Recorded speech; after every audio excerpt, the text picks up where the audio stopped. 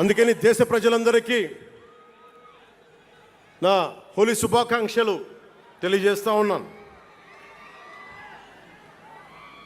यह भगवान का आशीर्वाद है कि जनसेना का यह खास दिन होली के पावन त्योहार के साथ आया है.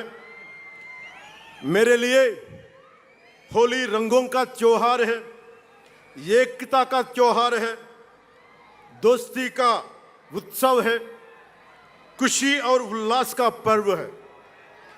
इस शुभ अवसर पर मैं इस मंच से पिठापुरम से आप सभी को होली की हार्दिक शुभकामनाएं देता हूं. తమిళనాడు నుంచి నాకు ఎంతో ప్రేమనిచ్చారు. మన స్పీచ్లు చూస్తారంట నాకు తెలియదు. మన తమిళనాడు పర్యటనకి వెళ్తే అందరూ నాకు ఎంతో ప్రేమనిచ్చారు. షణ్ముఖ యాత్రకి వెళితే నేను తమిళనాడులో చాలా కీలకమైన దశలో ఉన్నవాడిని, పెరిగినవాడిని. సుబ్రహ్మణ్య భారతీయారిని స్ఫూర్తిని నింపుకున్నవాడిని. అలాంటి తమిళనాడు ప్రజలందరికీ నా మనస్ఫూర్తిగా మీకు నా నమస్కారాలు. రమణ మహర్షి ఉళ్ళిట్ట ఎన్నట్లు సిద్ధర్గల్ వాళింద సిద్ధపేట్ల సిద్ధర్ భూమి ఉలహ పుదు మరియం తిరుక్కురళవై உலகுக்கு தந்த ஞான பூமி அச்சமில்லை என முழுங்கிய மகாகவி பாரதியார் வீரபூமி உலகத்தை ரட்சிக்கும் கந்தசஷ்டி கவசம் எனும் அருண்கோடை தந்த ஆன்மீக பூமியாம் தமிழகத்தை சேர்ந்த என் அன்பு உள்ளங்களுக்கு எனது அன்பு நிறைந்த வணக்கங்கள். మన మహారాష్ట్రకి వెళితే నాకు మహారాష్ట్రలో అభిమానులు ఉంటారు. అది కూడా రాజకీయ పరంగా ఉంటారు, సినిమాల పరంగా కాకుండా అని నాకు తెలియలే. ఎంతో ప్రేమనిచ్చారు.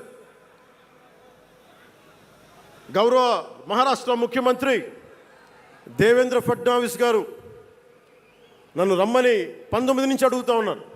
అప్పుడు కుదరలా, 24లో కుదరలేదు, 19లో కుదరలేదు, 14లో కుదరలేదు. మొన్న హర్యానాలో మీరు రావాలి ఖచ్చితంగా అని చెప్పి ప్రత్యేకించి నన్ను పిలిపించారు.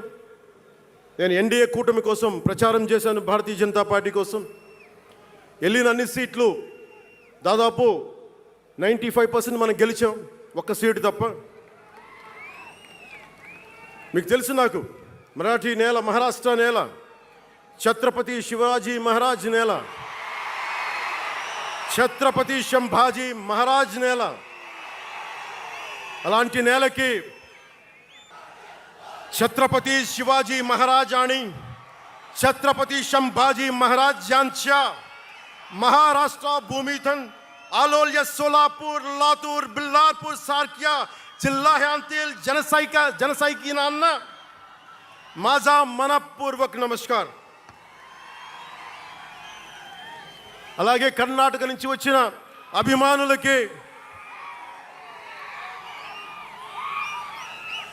ಕರ್ನಾಟಕದಿಂದ ಈ ಹಬ್ಬಕ್ಕೆ ಆಗಮಿಸಿದ ನನ್ನ ಜನ ಸೈನಿಕರಿಗೆ, ನನ್ನನ್ನು ಪ್ರೀತಿಸುವ ಕರ್ನಾಟಕದ ಜನ ಸೈನಿಕರಿಗೆ ಹೃತ್ಪೂರ್ವಕ నమస్కారాలు. చాలా భాషలు అయిపోయినాయి కదా. అని మీకు అర్థమైంది కదా, 2 భాషలు ఒక్క భాషలా కాదు.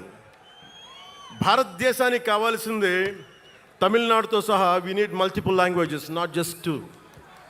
We need multiple languages to keep, not just for the integrity of the country, but also to understand each other, to share love with each other. అందుకనే బహుభాష భారతదేశానికి మంచిది. చెప్తామా? భారత్ మాతాకి జై. బోలో భారత్ మాతాకి.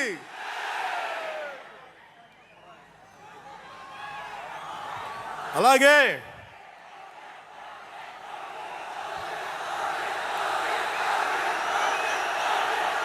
చేద్దాం చేద్దాం, వస్తుంది. ఇందాక స్టేజ్ పైకి వచ్చేటప్పుడు కిందకి వెళ్ళాం, మళ్ళీ సభ ముందు చాలమ్మా, సినిమాలు ఆపండి, చాలు ఓజీ, చాలు ఓజీ, చాలు. అంటే మీ అందరికీ నేను సినిమాలు ఎందుకు వద్దని చెప్తానంటే, సినిమాలు తక్కువ చేయడం నా ఉద్దేశం కాదు. మీరు ఓజీ సినిమాకి వెళ్ళి జనసేన జిందాబాద్ అని ఎలా అనకూడదు, ఇక్కడికి వచ్చి సినిమా ఎందుకు అనకూడదంటే, ప్రాణాలు తెగించినారు ఇక్కడ వాళ్ళందరూ, ఇక్కడ జన సైనికులు. ఎందుకు సినిమా మాట్లాడకూడదు అంటే, 450 మంది పైచీలకు జన సైనికులు సినిమాలను కాదు సిద్ధాంతాలు నమ్మి చనిపోయారు. వారి గౌరవం కోసం.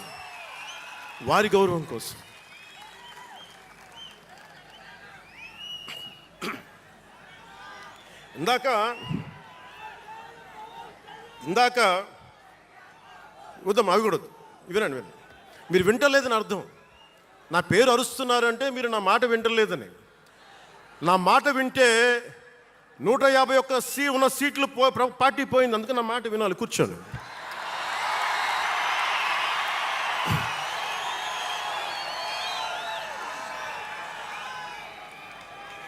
ముందుగా నేను 11 సంవత్సరాల క్రితం పార్టీ పెట్టినప్పుడు, ఈరోజు మీకు డేటాలు చెప్పను, ఎన్డీఏ ప్రభుత్వం గురించి వీటిని చెప్పలేను.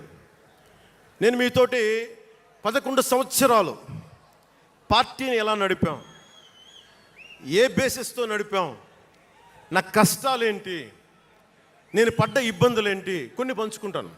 అన్నీ పంచుకుంటే సంవత్సరం కావాలి.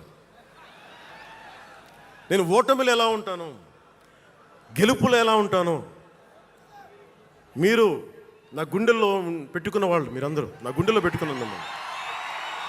మీకు మించిన కుటుంబం నాకు లేదు. అలాంటి నేను 2014లో ఒక్కడనే కూర్చొని జ్వలిస్తూ మదించిపోతూ, మన ఆలోచనతో మదిస్తూ, ఎలా చెప్పాలి, పెద్ద రాజకీయాల మీద నా చాలామంది కసరత్తులు చేసిన వాడిని కాదు. 2009లో అప్పుడు రాజకీయ ప్రస్థానం తప్ప. 2003లో